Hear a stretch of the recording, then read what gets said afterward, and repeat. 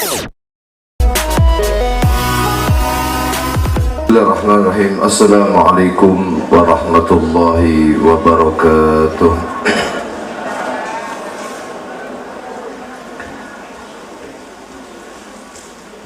Alhamdulillah hamdan yafuqu hamdal hamidin min ibadihi wa syukra syakirin hamdan yuwafi ni'amahu wa yukafi'u mazidah. Ya Rabbana lakal hamdu kama yanbaghi li jalali wajhika wa 'azimi sultanik. Allahumma salli wa sallim ala sayyidina Muhammadin al-fatih lima ughliq wal khatim lima sabaq nasiril haqqi bil haqq al-hadi ila siratikal mustaqim. Salawatullah wa salamuhu alaihi. Amma ba'du, ingkang sami-sami kaula panjenengan mulyakaken para ulama, para kiai, para tokoh masyarakat, para sepuh bini sepuh yang rawuh teng menika majelis, para pengurus,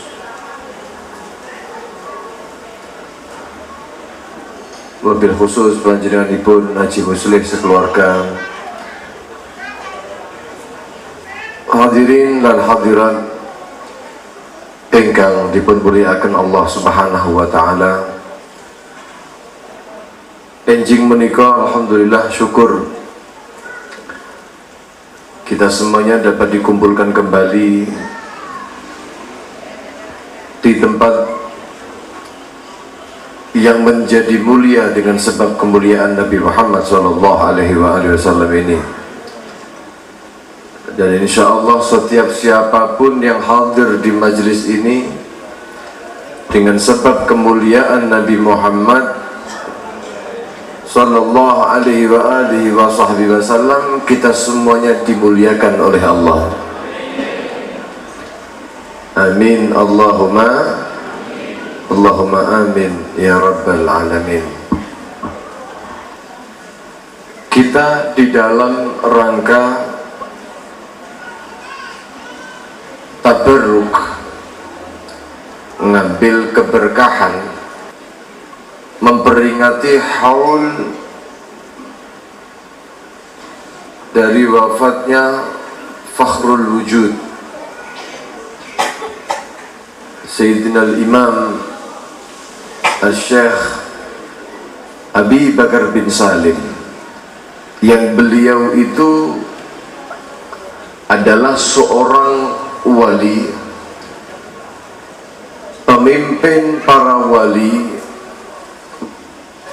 qutbuz zaman di zaman tersebut, yang kewaliannya jelas dan dibuka oleh Allah Subhanahu wa taala, sehingga tujuan kita memperingati haul itu adalah agar supaya selain mendapatkan keberkahan dari Allah dengan sebab Syekh Abi Bakar bin Salim, kemudian mudah-mudahan membuat kita pulang dari majelis yang semacam ini untuk menjadi orang-orang yang telah mengkaca diri. Betapa jauhnya kita. Ngoten lagi. Itu tujuan memperingati haul itu ngoten. Jadi sering saya katakan kepada panjenengan seperti matahari niku. Jauh berarti ayang-ayangnya luwih kathah luwih dawa. Tapi begitu matahari niku semakin dekat, ayang-ayang kaula panjenengan semakin pendek. Ketika sudah istiwa entek gak duwe ayang-ayang. Leres nggih? Makanya kalau kita itu tahu bagaimana kisah-kisah mereka, manakib kehidupan mereka, cerita-cerita mereka, makanya nek wong kados kula panjenengan wong Nahdlatul Ulama, wong ahli sunnah wal jamaah niku senengane mana kibat, nggih.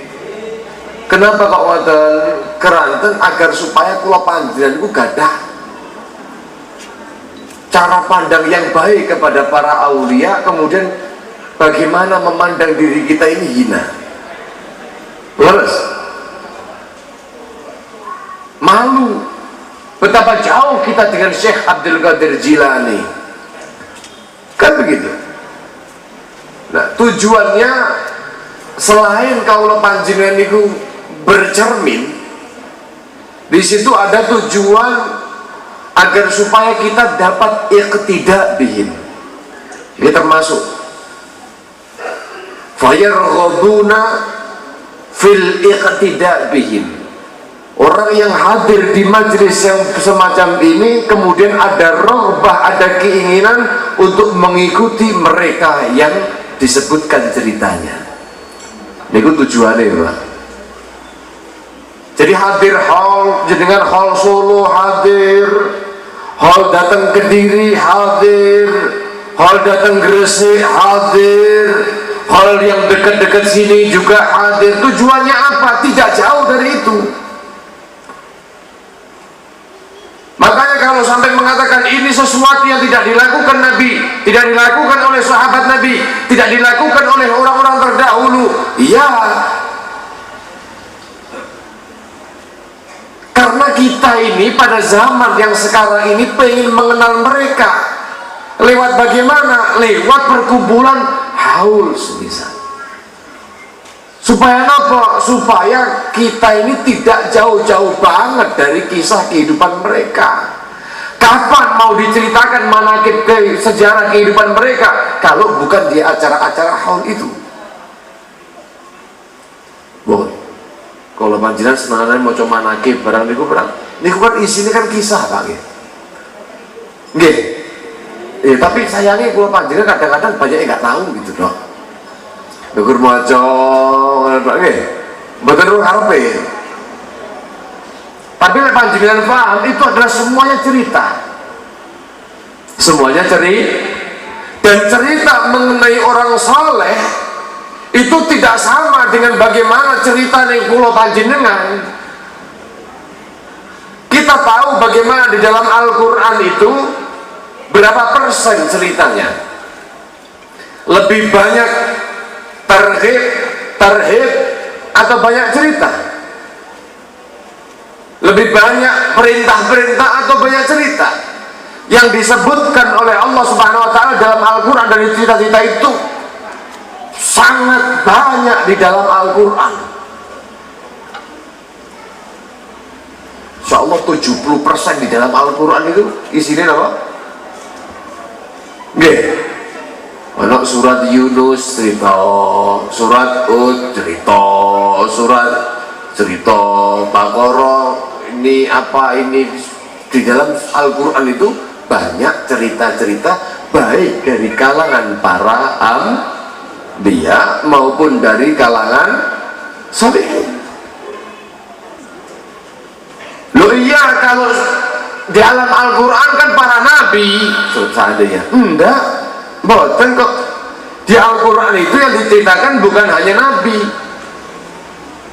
Apakah Ashabul Kahfi niku para anbiya? Halo, orang soleh di zamannya siapa? Nabi Isa, kan begitu kan? Apakah Maryam ibunya Nabi Isa itu adalah laki-laki? Bukan. Artinya yang diceritakan bukan hanya laki-laki, perempuan pun diceritakan di dalam keluarganya Luqman, keluarganya Imran diceritakan. Betul kan? Nah, manakib kita sering baca, bahkan pada pagi hari ini kita semua juga sedang mengkaji satu kisahnya baginda Nabi Muhammad, kelahiran Rasulullah SAW. Cerita orang-orang yang saleh. Kata Imam Junaid, beliau mengatakan bahwasannya al-hikayah jundun min junudillah. Cerita itu adalah prajurit dari prajurit-prajuritnya Allah yugawi biha qulubal muridin, yang dengan cerita itu Allah subhanahu wa ta'ala menguatkan dengan sebab cerita itu qulubal muridin, hati orang-orang yang menginginkan kedekatan bersama Allah, yang menginginkan takarrub ilal Allah. Panjenengan pengen sambung kalian Gusti Allah, panjenengan sebagai hamba pengen menjadi kekasihnya Allah, orang yang dicintai oleh Allah, dekat dengan Allah dan lain sebagainya, maka salah satu caranya adalah al-hikayah, cerita kisah orang-orang yang saleh itu adalah prajuritnya Allah, yang Allah subhanahu wa ta'ala akan menguatkan, meneguhkan hati orang-orang yang zawil iradah, orang yang memiliki keinginan untuk mendekatkan diri kepada Allah. Dengan cerita itu maka akan dibantu oleh prajurit-prajuritnya Allah. Sallallahu alaihi Nabi Muhammad. Nah, sampai dikatakan, wahai Imam, hal fi dzalika min syahid, apakah ada bukti panjenengan dawuh ngoten? Beliau mengatakan, nah, okay. Di dalam Al-Quran difirmankan oleh Allah subhanahu wa ta'ala, wa kullan nakussu alaika min amba'ir rusul ma nuthabbitu bihi fuadak. Allah mengatakan di dalam Al-Quran, berfirman, dan kami menceritakan tentang kisah-kisah para rasul di dalam Al-Quran itu. Untuk apa? Manuthabbitu bihi fuadak, merupakan sesuatu yang kami dapat menetapkan dengannya hati kamu, wahai Muhammad. Allah ketika menginginkan menetapkan hati Rasul Muhammad SAW, maka Allah menceritakan tentang pendahulu-pendahulunya daripada para Rasul. Sallallahu alaihi Nabi Muhammad. Ini mengisyarahkan ila annal hikayat fi ahwali ahli tariqah, cerita dari keadaan-keadaan orang yang menempuh jalan menuju Allah subhanahu wa ta'ala, yuqawwiyullah, Allah akan menguatkan biha, dengan cerita-cerita mereka, quluba ahlil iradah, hatinya orang yang menginginkan kedekatan kepada Allah. Siapa yang tidak ingin dekat dengan Allah? Siapa orang yang tidak ingin menjadi hamba-hamba pilihannya Allah? Maka ketika ada keinginan itu, salah satu solusinya adalah tidak melupakan daripada cerita-cerita mereka, sehingga ketika kita dengar mereka, kebaikan itu terngiang pada hati kita, kemudian kita berniat untuk mengikuti mereka. Kan begitu? Kalau tidak dapat mengikuti mereka, maka kita berniat, maka kita mantapkan diri untuk mencintai mereka. Tujuannya apa? Tujuannya agar kita nanti dikumpulkan bersama mereka. Yuhsyarul mar'u ma'aman ahab, dikumpulkan seseorang itu bersama dengan orang yang dicintainya. Tapi jangan tertipu. Kata Al-Imam Hasan Al-Basri, beliau itu mengatakan, la taghurranna biman yakul al-mar'u ma'aman ahab. Nah, jangan kamu sekali-kali tertipu loh ya dengan orang yang mengatakan al-mar'u ma'aman ahab. Seseorang itu akan dikumpulkan dengan orang yang dicintainya. Jangan tertipu, kata beliau. Bahwa kadang-kadang orang itu kalau dengar al-mar'u ma'aman ahab, yang penting saya mencintai, kemudian saya akan dikumpulkan bersamanya. Saya cinta orang soleh, maka saya akan digolongkan golongannya. Saya cinta dengan Nabi, nanti akan kumpul bersama Nabi di surganya. Jangan tertipu dengan perkataan yang demikian, kata Imam Hasan Al-Basri. Kenapa? Karena yang demikian itu sudah banyak dilakukan oleh orang Yahudi, juga sudah banyak dilakukan oleh orang Nasrani. Kenapa? Karena orang Yahudi mereka mengaku mencintai Nabi Isa, akan tetapi mereka tidak pernah mengikuti ajaran Nabi Isa. Orang Yahudi mereka mengaku mencintai daripada Nabi Musa, tapi mereka meninggalkan ajaran yang dibawa oleh Nabi Musa. Tapi mereka mengaku menjadi pengikutnya, tapi mereka tarogu, meninggalkan daripada apa yang dibawa daripada para anbiya itu, sehingga walaisu ma'ahum, mereka bukan orang yang digolongkan dan dikumpulkan bersama dengan para anbiya itu, bukan. Artinya ternyata ada perlu alamat. Ketika manusia mengaku cinta, maka alamat terkuat di dalam kecintaan itu adalah al-iqtida wal ittiba. Napa niku? Mengikuti. Kita mencintai Syekh Abi Bakar bin Salim, mencintai para aulia, orang-orang yang takwa, orang-orang yang saleh, mencintai mereka, dan kemudian kita membangun di dalam diri kita keinginan untuk mengikuti mereka. Betul? Kita berusaha untuk mengikuti mereka, kita jadikan mereka itu sebagai barometer dalam kehidupan kita. Sejauh apa sih saya dengan mereka? Begitu.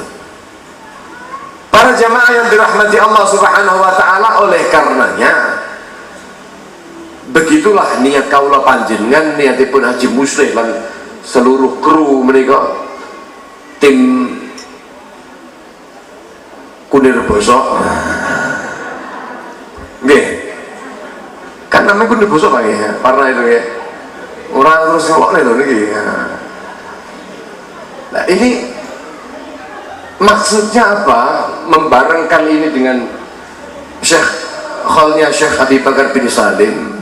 Apa ada hubung kait khusus? Tidak. Tabarruk, ngalap berkah, kemudian pengen mencontoh, mengikuti agar supaya kita tahu diri. Nah, berarti kita ini harus dong mendengarkan cerita-cerita daripada Syekh Abi Bakar bin Salim. Belum nggih. Jenenge mengholi ini kan tujuannya untuk menyampaikan manakib. Makanya kalau cerita sekedip, nggih, Syekh Abi Bakar bin Salim itu orang yang sejak kecil beliau niku sampun diberikan tanda-tanda kewalian oleh Allah. Beliau itu disebut dengan Fakhrul Wujud. Artinya Fakhrul Wujud itu adalah kebanggaan yang ada. Kebanggaan yang ada. Bahkan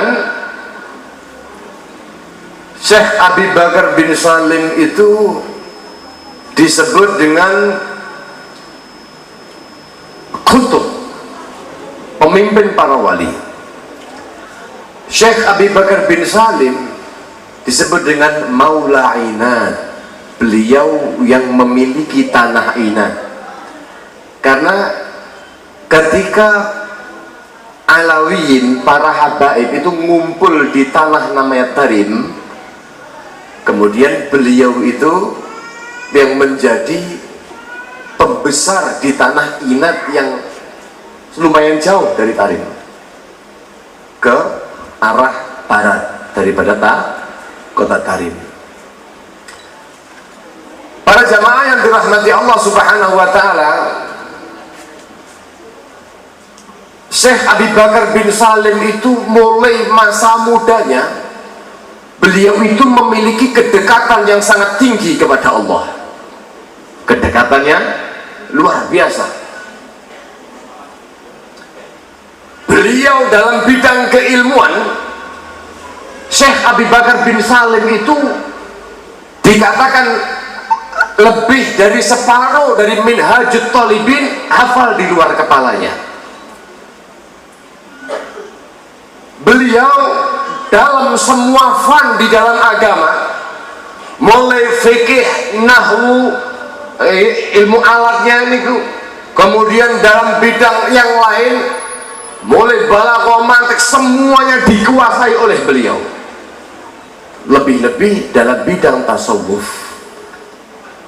beliau umur kurang dari 17 tahun sudah mentaklif satu kitab namanya Risalah Miftahus Sarair wa Kanzud Dakhair, yang kalau panjenengan lek maos niku isine godhog-godhog dok. Kenapa? Bahasa sastra beliau yang tinggi, bahasa para aulia, bahasa mengenai magam musyahadah, muqarabah dan lain sebagainya. Umur beliau umur pinten? Di bawah 17 tahun. Kula panjenengan sik main PlayStation. Ngoten nggih? Dari sejak kecil beliau niku sudah sangat gemar beribadah. Keilmuan beliau terus ditambah, kedekatan beliau sangat dekat dengan Allah Subhanahu wa ta'ala, sehingga Allah Subhanahu wa ta'ala mengkaruniakan kepada beliau itu karamah. Allah Subhanahu wa ta'ala mengkaruniakan kepada beliau itu sebuah kekeramatan. Syekh Abi Bakar bin Salim itu keramatnya luar biasa, bro. Oke.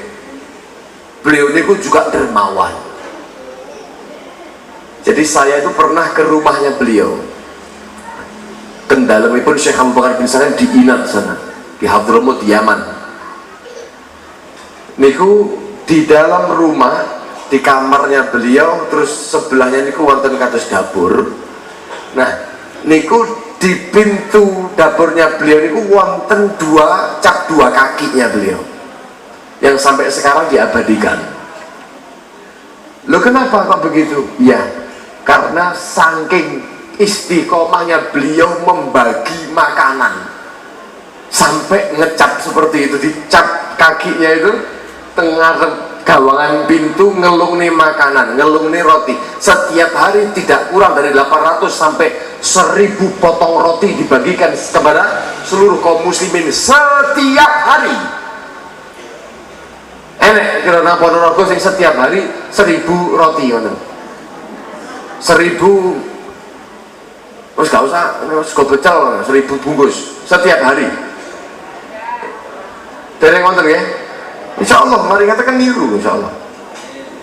Mboten saged 1001, ngoten. Nule kan hilang segede ya. Mungkin tambah 10, mungkin tambah malih 100. Nah, loh, berarti beliau ini orang kaya, Beb ya? Boten. Ajib kan? Yang terkenal kaya itu bukan Syekh Abi Bakar bin Salim. Yang terkenal diburu oleh dunia itu adalah Syekh Husain bin Abi Bakar bin Salim. Husain bin Abi Bakar bin Salim, putranya. Niku dunia niku lek nguber niku gak umum. Kan sudah pernah saya ceritakan ya tentang beliau, ceritane Syekh Husain bin Abi Bakar, masa dereng.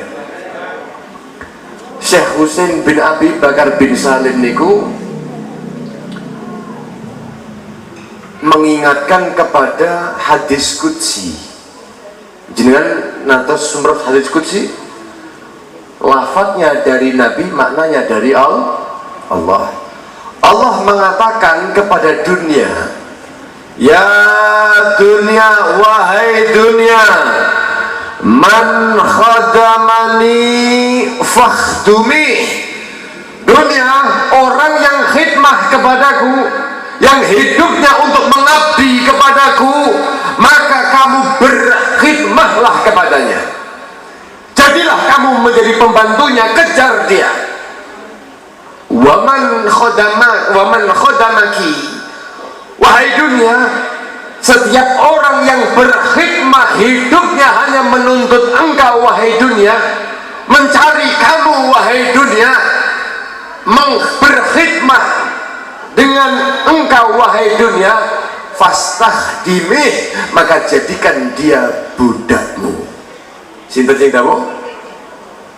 Gusti. Makanya mboten heran kayak ana wong sing ahli akhirat tapi ora kerja terus sugih. Kiai ketoke mek goreng ngene tok tapi duwite akeh. Oh, sugih. Daleme sae, mobilnya jejer-jejer.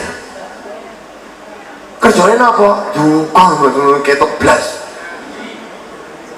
Mosok ngaji kerja. Ngaji itu kan bukan kerja. Betul? Allah tundukkan dunia di hadapannya, Bang. Yarzuquhu min haitsu la man yattaqillah, kan begitu kan? Gusti Allah kan dawuh, siapa orang yang Allah Subhanahu wa taala kasih rizki min haitsu la yahtasib, orang yang bertakwa kepada Allah, kan begitu kan? Nggih.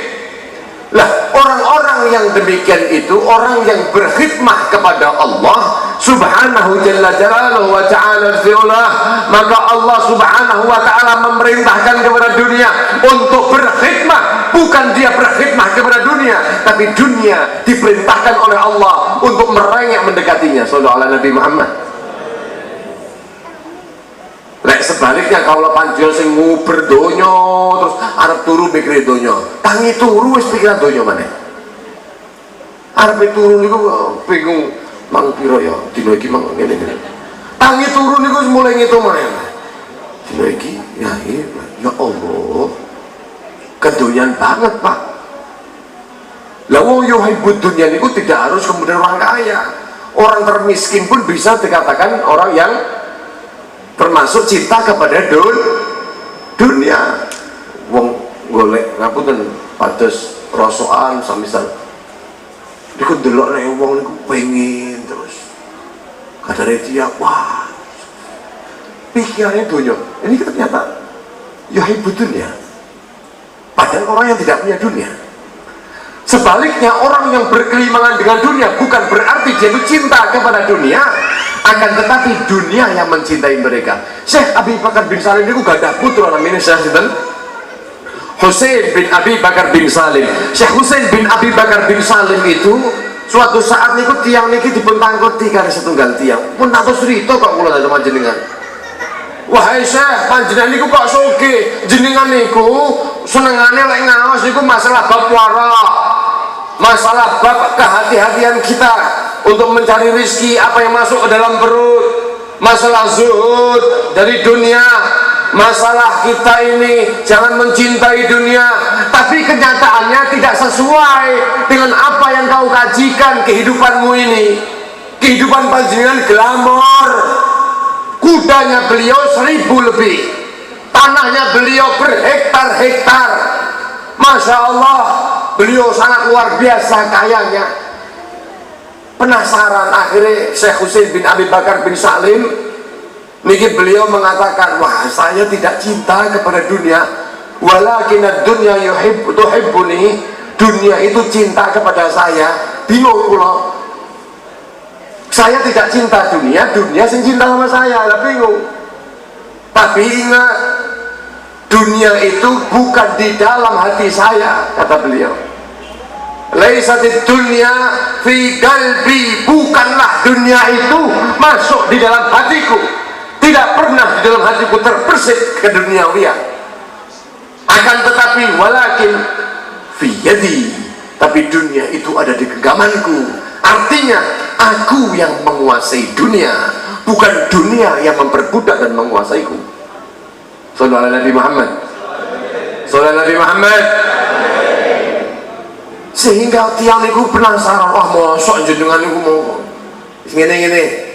Tak kasih contoh nih. Fulan panggil satu muridnya.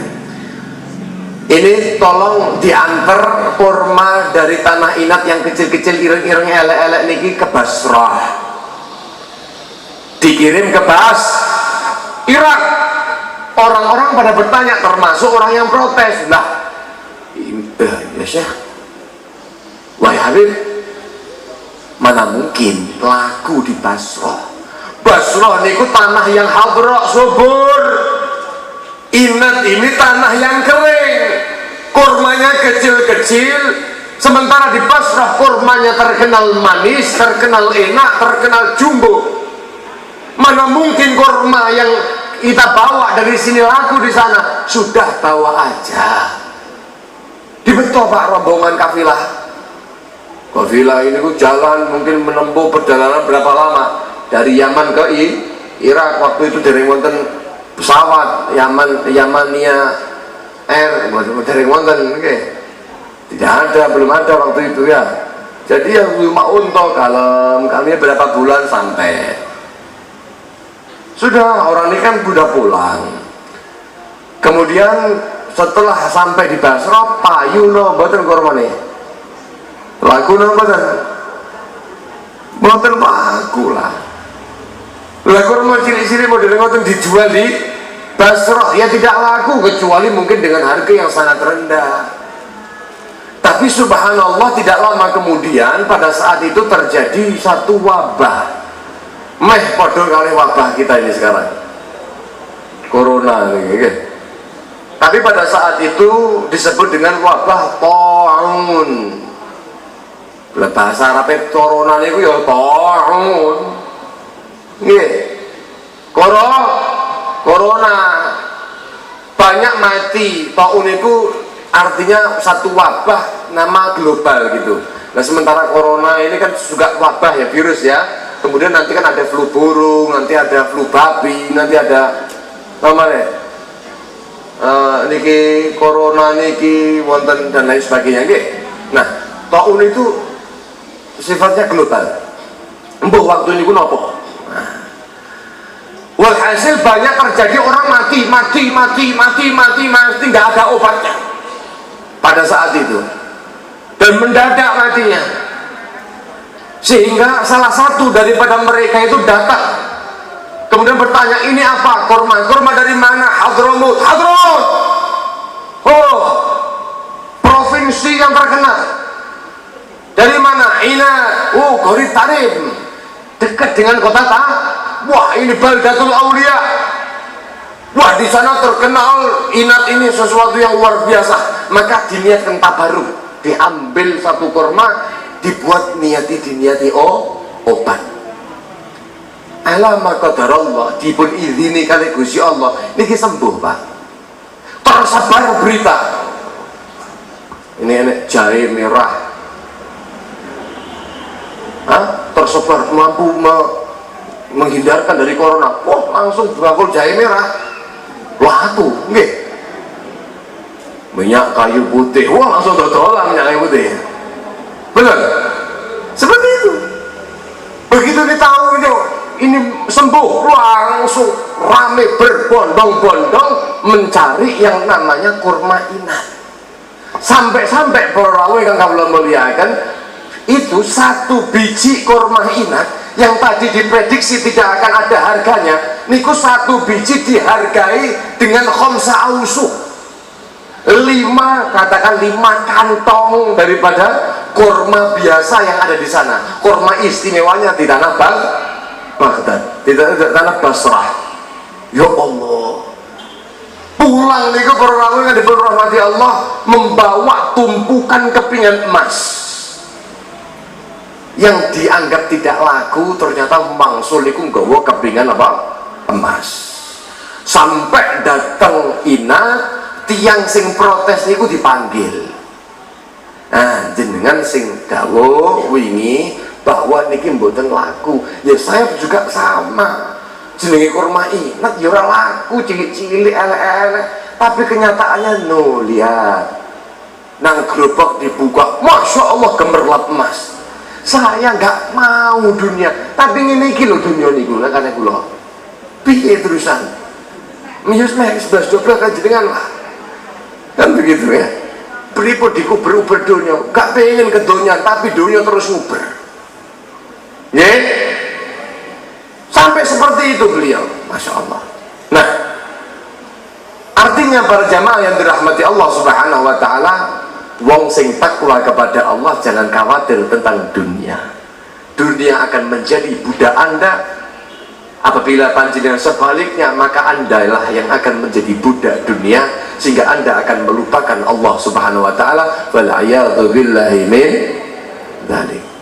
Itulah yang disebut dengan gharrathumud dunya, orang yang ditipu oleh dunia. Nah, Syekh Abi Bakar bin Salim ayahnya niki kan niku cerita anake putrane.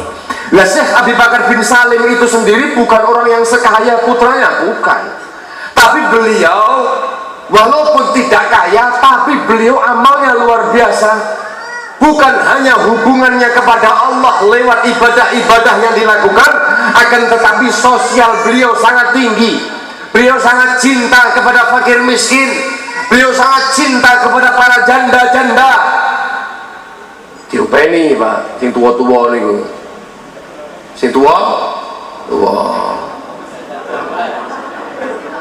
Janda tua-tua.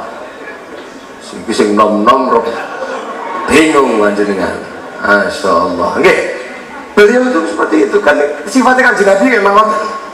Nah, kemudian para jamaah yang dirahmati Allah Subhanahu Wa Taala, beliau itu membagi 1000 setiap hari. Setiap hari. Duitnya yang pundi? Ya wis duka. Tapi beliau itu gak ada utang. Gak ada utang. Ya tinggi ngopeni wong akeh niku lho sampai utang. Makanya ya kadang-kadang apa mungkin bareng-bareng ngeten iki, terus kadang-kadang ngaji musik bareng ya utang. Kadang-kadang barangkali kadang-kadang kita begitu bangun pondok, kita bangun pondok duit gak ono ya utang. Nggih. Lah, para jamaah yang dirahmati Allah Subhanahu Wa Taala, tapi ketika suatu saat beliau niku ngutangi tiang untuk kemaslahatan ammah niku wonten setunggal tiang niku ngerundel. Wah, iki Syekh Abi Bakar bin Salim niki ngopeni wong kata kaya ngono, kalimatnya wong saiki wani bangun pondok tapi utangnya gak dibayar. Nggih. Niki ana wong sing model ngoten niki suul khuluq, mboten saleh akhlaknya. Tadi menghutangi Syekh Abu Bakar bin Salim, tapi akhirnya ngoten berpikiran suudon seperti itu. Mengatakan, wah ini gak bener Syekh Abu Bakar bin Salim ini. Wah, sama saya malah gak disahur, tapi terus kasih orang makan. Terus kasih roti 1000 orang. Lah niki bagaimana? Beriku belum roti tol ya, belum kosok roti relawe Pak. Belum kambingnya, belum untanya yang disembelih setiap harinya untuk diafah, untuk tamu-tamu itu ya, belum kopinya, okay, susunya, masuk totalan kata nih bro. Nah, akhirnya ini protes, minta dikembalikan. Kemudian Syekh Abu Bakar bin Salim mengatakan kepada anak buahnya, mengatakan kepada muridnya untuk agar supaya bersabar, tapi tetap tidak sabar. Oh ya sudah, kalau begitu panggil orang yang menghutangiku, panggil dia, akan aku berikan apa yang dia inginkan. Dipanggil Pak Basan Moro, terus kemudian kata panjenengan, saya harus mengembalikan karena beliau itu terkenal ulama besar pada saat itu. Ya sungkan barang Pak, dijak pembingking, monggo ambil niku, ambil cangkul dipun cangkul panah itu, gali terus. Begitu kali sampai ke kedalaman, belum begitu dalam niku pun sudah ada suara benturan antara logam dan logam. Teng. Wah, ada apa nih? Ambil. Ternyata bahan diambil itu adalah bongkahan emas. Begitu tahu niku bongkahan emas diambil, kemudian diberikan, kira-kira ini cukup untuk menjadi pengganti hutang saya kepada Anda. Ya lebih dari cukup, PN kabeh wis ambil. wis gak usah ketok moto maneh sampean. Sampean pergi. Murid niku angen-angen, wah bongkahan-bongkahan kan nggak mungkin nek kursi tok Pak, mesti wonten perintilan-perintilan nggih. Bongkar-bongkar malih nggih diambil. Nah, 1 2 3 sudah selesai. Kan ini kan ardullah, ini tanahnya Allah. Ini bukan tanahnya Syekh Abu Bakar bin Salim. Bukan perusahaan Syekh Abu Bakar bin Salim nabung di tanah, bukan. Sembarang minta itu bongkar sembarang di tempat manapun terserah ambil gitu kan. Bahkan suatu saat niki muridnya niku ngomong tentang Syekh Abu Bakar bin Salim dalam rangka syukuran jawane. Kadang-kadang saya pernah niki kadang-kadang kan terjadi ya seperti itu. Dulu ada cerita, nggak salah abah saya waktu itu, ada orang yang datang kepada seseorang, masuk ke dalam rumahnya seorang, diambil ayamnya. Mari ngono dicolong ayamnya, mari ngono terus dimasak sempurna, kemudian sing duwe ayam dipanggil. Nah, niki gadah rezeki, monggo kita selamatan bareng-bareng mangan bareng. Ayam enak. Bahan selesai, matur suwun ya. Loh, mesti ya saya makasih. Mboten. Kita yang matur suwun sama sampean. Loh, kok ngoten niki ayame panjenengan niki. Arep ngamuk melu mangan. Lu sampai ngamuk lho, ini sampai si mangan ya sampean kok. Ini modelnya muridnya Syekh bukan bin Salim juga modelnya politik. Ngambil 3 bongkah emas tadi itu, kemudian taruh kantongnya, kemudian moro dari guru ini pun ngapunten Syekh Bakar bin Salim. Nah, barangkali panjenengan gak ada hajat apa, pengen saya belajarkan apa nih, saya kan, dapat rezeki Anda ya. Oh iya, alhamdulillah. Niki pun ya sekedip, cuma nanti insya Allah cukup lah seberapa apa yang Anda minta. Ya sudah, kalau seperti biasanya saja, tepung untuk dibuat roti, tepung gandum untuk dibagikan kepada kaum muslimin. Oh siap, belanja Pak. Begitu datang ke Indomaret, nggak ada Indomaret pada waktu itu, belanja dilepok nanggone gerobak-gerobaknya, pada bayaran dengan bangganya mengeluarkan 3 butir yang ada dalam kantongnya. Ledalah, ternyata bukan emas, tapi ternyata bongkahan-bongkahan batu biasa, celengan. Pripun sudah mboten sias tinggal puter balik kan antusias kisinan. Datanglah kepada Syekh Abu Bakar bin Salim, wahai Syekh, kami punya begini, saya berniat untuk memberikan jenengan ini sebenarnya ini dari bongkahan sisa, bongkahan kemarin yang panjenengan perintahkan itu masih ada sisa, ini saya ambil. Jadi saya bakal bisa, kalau seandainya kamu tuh izin kepada saya, niscaya itu akan menjadi emas milikmu selamanya. Akan tetapi ketika kau tidak izin kepada saya, maka ya wujudnya batu seperti yang kau lihat. Sallallahu alaihi Nabi Muhammad. Karamah daripada Syekh Abi Bakar bin Salim. Beliau Syekh Abi Bakar bin Salim itu pernah punya masa pendidikannya. Beliau punya guru namanya Syekh Ma'ruf Bajamal. Siapa? Syekh Ma'ruf Bajamal. Kuburannya sampai sekarang masih ada di diziarahi. Beliau itu Syekh Abi Bakar bin Salim itu tahu bahwa Syekh Ma'ruf Bajamal itu muridnya itu puluhan ribu, ratusan ribu bahkan. Banyak sekali. Dan beliau itu menjadikan golongan-golongan muridnya. Ada golongan yang pertama, golongan kelas A, kelas B, kelas C, begitu. Agar supaya tidak tercampur. Beliau itu terkenal ketika mau orang yang masuk ke dalam kelas dekatnya Syekh Ma'ruf Bajamal, pengen talaki langsung kepada Syekh Ma'ruf Bajamal, itu harus melalui ujian yang sangat tinggi. Nah, kemudian Syekh Ma'ruf Bajamal itu didatangi oleh Syekh Abi Bakar bin Salim muda pada saat itu, tapi tidak ditemui. Nah, hari pertama ini pun diuji oleh guru dewa. Beliau 3 hari 3 malam tidak pindah dari tempatnya kecuali untuk menunaikan hajat. Dari hadapan rumah gurunya niku berdiri begini. Sampai sekarang asar tempat berdirinya beliau niku diabadikan. Sallallahu Nabi Muhammad. Jadi beliau nunggu gurunya mengelamar tadi murid. Saniki Pak Guru golek mau. Kalau dulu orang itu mau jadi muridnya seorang wali, mau jadi muridnya seorang kiai, seorang ulama, dites secara langsung kesabarannya. Wes sabun sumerat bahwa ini adalah seorang murid yang ingin menjadi muridnya, menuntut ilmu, ya tahu dijarno, diuji kesabarannya. Tolong dino Pak baru ditomoni oleh Syekh Ma'ruf Bajamal. Begitu sampun niku terus dari nopo taklim jenengan dari nyuwun arahan datang panjenengan. Oh nggih. Oh ngoten nggih, siap ya wis. Tapi syaratnya begini kan jadi murid saya. Lha apa syaratnya?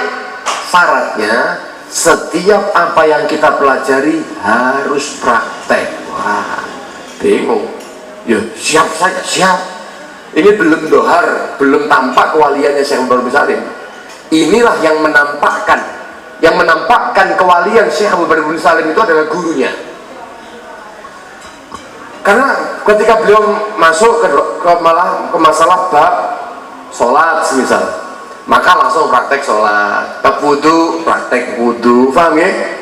Sampai kitab, fan ilmu, sampailah kepada masalah al-karamah. Sekarang sudah kita bahas masalah karamah. Ya, saya akan tampakkan kepada Anda dan Anda harus praktek. Bingung, bismillah tawakal wis pripun carane. Niki Syekh Ma'ruf Bajamal niku gadah satu kan waktu itu beliau niki gadah saat makanan kurma niku dimakan bareng-bareng sama beliau, disuguhkan. Sama beliau Syekh Ma'ruf Bajamal diambil, wali besar beliau. Diambil kemudian dilemparkan. Kamu lihat ini, bismillah biiznillah, dilemparkan di dalam pasir, kemudian langsung saat itu pula tumbuh. Disaksikan oleh Syekh Abu Bakar bin Salim, tumbuh sebatang pohon kurma, kemudian langsung membesar, kemudian langsung berbuah. Wah, masuk PPK ilusi kita. Lek masalah cerita-cerita para aulia niku tidak bisa dicerna dengan akal. Oh loh, tapi apa gak mungkin gak bisa diterima dengan akal? Lah, Anda percaya apa tidak dengan kekuatan Allah? Ya percaya. Kalau Anda tidak percaya dengan apa ya, kekuatan Allah yang diberikan oleh Allah kepada hambanya, maka seakan-akan Anda tidak percaya dengan Allah itu maha kuat. Allah itu maha mentakdirkan apa yang diinginkan, kan? Itu adalah orang yang diberikan kewalian oleh Allah, orang-orang khususnya Allah Subhanahu jalla jalaluhu wa ta'ala fi'ula. Akhirnya niku bingung, sekarang waktunya kamu wahai Abu Bakar. Bingung niku Syekh Abu Bakar bin Salim, dipetiklah kurma yang sudah matang, diambil kurma tersebut, kemudian dimakan oleh beliau, dilemparkan ke dalam kobaran air menjadi sebuah ikan. Ternyata beliau melempar saja langsung diberikan kabul oleh Allah, ditampakkan kewaliannya. Sallallahu Alaihi Muhammad. Nah, ini awal kisah daripada keramatan beliau. Beliau Syekh Abu Bakar bin Salim ini luar biasa para jamaah yang dirahmati Allah. Khidmahnya sama umat ini luar biasa. Nih, beliau setiap hari, setiap malam niku perjalanan dari Inat ke Kota Tarim. Niku gawe mobil. Kalau kita pakai mobil itu perjalanan lebih dari 1 jam. Perjalanan pakai mobil. Tapi beliau niki dari Inat jalan ke Tarim untuk mengambil air, membersihkan sikoyah. Jadi ada namanya sikoyah itu semacam tandon-tandon air di pinggir-pinggir jalan untuk minum-minumnya orang yang bepergian. Nah, beliau itu yang membersihkan, nguras, ya, kemudian diisi khidmah kepada umat, diisi sama beliau. Bahkan beliau itu membawa air itu kemudian membawa ke inat, sampai saking beliau itu bendino seperti itu didapati tempat langkahan kakinya di jalan yang beliau lewati itu cercakan darah, sampai orang-orang yang berpagi hari keluar dari tempatnya akan mengetahui ini adalah tetesan darah Syekh Abi Bakar bin Salim. Kenapa? Karena khidmahnya beliau untuk umat. Dan inilah para sadah Alawiyin itu seperti itu. Al-Imam Ali bin Husain bin Abi Thalib bin Ali bin Abi Thalib, beliau niku ketika wafat tidak ada yang tahu beliau niku khidmah datang umat, jarang yang tahu. Tapi ketika wafat beliau itu didapati di dalam pundaknya ketika dimandikan itu gosong pemriki Pak, gosong di sini ya. Sampai mereka bertanya-tanya, loh ini ada apa gerangan dengan Sayyidina Ali bin Husain Ali Zainal Abidin, kok ada luka di sini, ngapal gosong? Dikatakan oleh seseorang bahwa dia ini orang yang langsung meminggul berkilo-kilo daripada tepung, daripada gandum untuk dibagikan di pintu-pintunya orang fakir miskin dan para janda. Lihat bagaimana pedulinya beliau di setiap malam seperti itu. Kemudian setelah wafatnya beliau ada ratusan rumah daripada orang fakir miskin yang mereka tadinya setiap hari mendapatkan bagian daripada gandum yang dikelilingkan oleh beliau, yang hampir setiap hari niku kehilangan setelah wafatnya Sayyidina Ali bin Husain bin Ali bin Abi Thalib. Nah niku Syekh Abi Bakar bin Salim ngeten para wong dipun rahmati Allah. Beliau niku khidmah datang umatipun. Nah, para wong dipun rahmati Allah, beliau niku kewaliannya sangat luar biasa. Sampai beliau niku pernah mengatakan bahwasanya inna man zarana aw sami'a bi dzikrina fi majlisin aw nadarana dirina fa ana dhaminhu ghadan bil jannah. Beliau niku ketika sudah mencapai maqam aulia, beliau niku mengatakan kepada orang yang ada di situ, mengatakan bahwasanya aku itu kepada orang menanggung orang yang menziarahi aku, orang yang menziarahi aku, atau orang yang pernah mendengar daripada nasihat-nasihatku para murid-muridku, atau orang yang pernah datang di dalam majelisku, atau orang yang pernah memandangku, atau kalau dia tidak pernah memandangku tapi dia pernah memandang orang yang pernah memandangku, fa'ana dhaminuhu bil jannah, maka saksikan bahwa aku adalah orang yang menjaminnya untuk masuk ke dalam surganya Allah Subhanahu wa taala. Maqam Pak, maqam aulia, kewalian beliau sangat luar biasa. Nggih, kalau kita mau berbicara masalah kewalian itu Masya Allah. Nggih, dulu Sayyidina Segaf, tahu Sayyidina Segaf? Jadi wonten bangsa-bangsa dari kalangan habaib itu namanya As-Segaf gitu ya. Atau yang mungkin antum kenal Habib Syekh Senes Bakbut, tapi Segaf ya. Habib Syekh bin Abdul Qadir As-Segaf di Solo ya. Kakek-kakeknya itu As-Segaf. Kenapa kok dijuluki As-Segaf? Nah, As-Segaf itu artinya apa Pak? Sakof itu artinya gila, atap artinya. Para ulama mengatakan kenapa di Sumya Segaf dinamakan Segaf, karena beliau niku mengatapi daripada para aulia. Jadi posisinya kan atap itu paling di atas dari sebuah bangunan.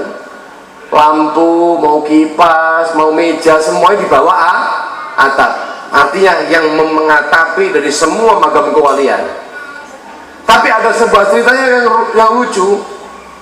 Dulu kecilnya beliau itu didikan daripada abahnya Sayyidina Muhammad Maula Dawileh. Ketika kemudian ini Sayyidina Syekh Abdurrahman Segaf ini mulai tampak kewaliannya, maka abahnya memerintahkan untuk tir, ya Abdurrahman, terbanglah wahai engkau Abdurrahman. Niki beliau langsung menembus daripada atap, jebol atapnya. Kemudian sampai sama abahnya ini dipanggil, ya Abdurrahman, ya Abdurrahman, balik, irja. Kemudian kembali turun beliau ini dari atapnya turun. Beliau bahkan mengatakan, kalau seandainya pada saat itu aku oleh ayahku tidak dipanggil, maka aku akan terbang menembus daripada langit. Nah, cerita-cerita yang seperti ini para jamaah, ini sudah tidak dapat dicerna oleh akal. Sing ngeten niki mboten usah digoleki, mboten usah ditiru. Nah, yang ditiru bagaimana? Keistiqomahannya. Contoh, Syekh Abi Bakar bin Salim itu, beliau dalam satu malam sholatnya sangat banyak sekali, kedekatannya kepada Allah sangat luar biasa. Bahkan keistiqomahan beliau menikah selama 40 tahun tidak pernah meninggalkan sholat, tidak pernah mengerjakan sholat subuh kecuali biwudu'il isya, dengan wudhunya sholat isya. Artinya beliau niku selama 40 tahun mudawamah langgeng untuk mengerjakan sholat subuh dengan wudhunya isya. Artinya malamnya diisi dengan ibadah, isya disambung sampai subuh.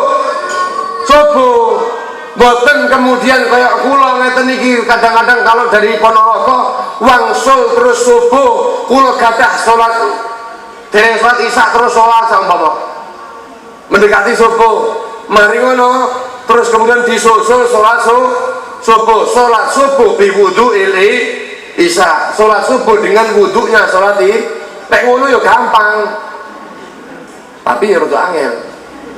Sampai ngono ora? Artinya wong sing sholat subuh biwudu'il isya itu artinya sholat isyanya bersambung. Lah beliau ini sholat isyanya apa di akhir? Fi awalil maghrib, di awal waktu Pak.